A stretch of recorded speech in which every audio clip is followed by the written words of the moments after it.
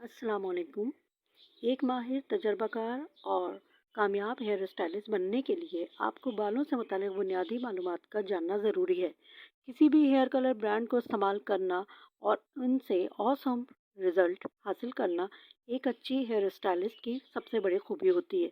इस सिलसिले में कलर के मुताल्लिक बुनियादी और ज़रूरी मालूमात आपकी रहनुमाई करने में मददगार साबित होंगी।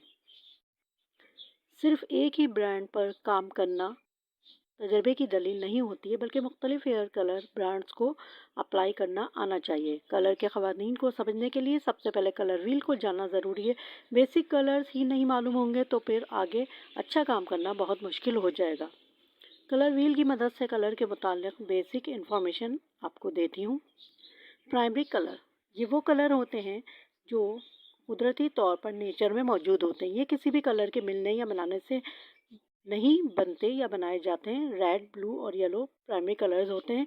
इन तीनों प्राइमरी कलर्स के मिलने से ब्राउन रंग बनता है। सेकेंडरी कलर्स, दो प्राइमरी कलर्स को मिलाने से सेकेंडरी कलर्स बनते हैं, जैसे कि रेड और येलो के मिलने से ऑरेंज बनता है। रेड और ब्लू के मिलने से वायलेट कलर बन जाता है और ब्लू और येलो के मिलने से ग्रीन कलर बन जाता है। टर्शरी कलर्स, एक प्राइमरी और एक सेकेंडरी कलर को मिलाने से इक्वल अमाउंट में मिलाने से टर्शरी कलर बनता है।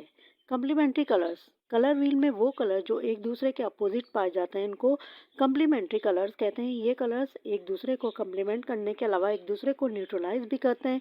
हेयर डाइज को फॉर्मुलेट करने के लिए ये बहुत अहम किरदार अदा करते हैं, जैसे कि हेयर्स में से ऑरेंज टोन को न्यूट्रलाइज करने के लिए हम ब्लू बेस्ड कलर्स यूज़ करते हैं। क्योंकि अगर आप कलर व्हील की बात करते हैं तो इसमें आपको येलो कलर ऑरेंज कलर के अपोजिट नज़र आता है। एंड रिजल्ट आपको न्यूट्रल ब्राउन या ब्लॉन्ड मिलता है। लेवल सिस्टम बालों में लाइटनेस या डार्कनेस के बारे में बताता है। तमाम हेयर डाइज लेवल सिस्टम को यूज़ करते हैं, जो कि 1 से 10 तक होते हैं। इंसानी आँख के लिए लेवल 2 की पहचान मुश्किल होती है, क्योंकि लेवल 3 से बिलो लेवल में इंसानी आँख डिफ्रेंशिएट नहीं कर सकती लेवल 3 से बिलो को। अंडरलाइंग पिगमेंट, हर इंसान के बालों में कुदरती तौर पर पाया जाने वाला पिगमेंट होता है, जिसकी मालूमात हेयर कलरिंग में एक बुनियादी जुज रखती है। हेयर स्ट्रक्चर, बालों के 3 हिस्से या लेयर्स होती हैं: कॉर्टेक्स, क्यूटिकल और मेडुला। बालों की सबसे बैरूनी तह को क्यूटिकल कहते हैं। इस तह में खुलने और बंद होने की सलाहियत होती है, जैसे कि हेयर कलर और मॉइस्चर को अपने अंदर दाखिल होने देना। क्यूटिकल के नीचे पाई जाने वाली तह कॉर्टेक्स कहलाती है, जो इस तह के अंदर केमिकल प्रोसेसेस होते हैं। इसके बाद आखिरी लेयर को मेडुला कहा जाता है, जो कि ज़रूरी नहीं कि हर इंसान के बालों में मौजूद हो, लेकिन कोर्स हेयर स्ट्रक्चर के हामिल अफराद में लेयर खास तौर पर पाई जाती है। टेक्सचर, बालों के टेक्सचर को जानना भी एक अच्छी हेयर स्टाइलिस्ट के लिए बहुत ही अहम है। चाहे आपके बाल कर्ली हों या स्ट्रेट हों, वेवी हों या फिर टाइटली कर्ल्ड, इनको 3 कैटेगरीज में तकसीम किया जाता है: फाइन, मीडियम और कोर्स। इनमें मीडियम हेयर सबसे आम होते हैं। कोर्स हेयर आसानी से डैमेज नहीं होते, क्योंकि ये मोटे होते हैं और मोटाई की वजह से इनका डैमेज होना इतना आसान नहीं होता। दूसरी तमाम अक़साम के हेयर स्ट्रैंड्स के मुकाबले में इनका डायमीटर मोटा होता है। डेंसिटी, कुदरत की तरफ से बालों को आपके सर की जिल्द पर यानी स्कैल्प पर कितनी दूर और कितनी करीब या कितने फासले पर बुना गया है। स्कैल्प पर जिस तरतीब से कुदरत की तरफ से बालों को बुना गया है, उसको हेयर डेंसिटी कहते हैं। फाइन हेयर्स वाले लोग बालों की हाई डेंसिटी रखते हैं, जबकि कोर्स वाले अफराद की डेंसिटी लो होती है। डेंसिटी ही इस बात का तयन करती है कि आपको डिज़ायर्ड रिजल्ट किस हद तक हासिल हो सकता है।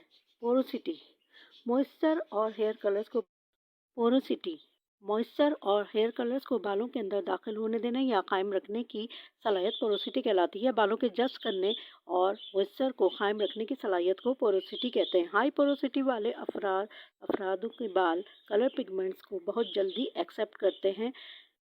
जितनी तेज़ी से इनके बाल कलर्स को एक्सेप्ट करते हैं, उतनी तेज़ी से कलर उनके बालों से फेड भी हो जाता है। लो पोरोसिटी हेयर्स की कलर को एक्सेप्ट करने की एबिलिटी भी लो होती है। इनको काफ़ी टाइम लगता है हेयर डाइंग के प्रोसेस के दौरान, इसलिए इनके लिए स्पेशल फार्मूलेशन की ज़रूरत होती है। डायरेक्ट एंड इनडायरेक्ट डाइज 2 तरह की होती हैं: डायरेक्ट डाइज और इनडायरेक्ट डाइज।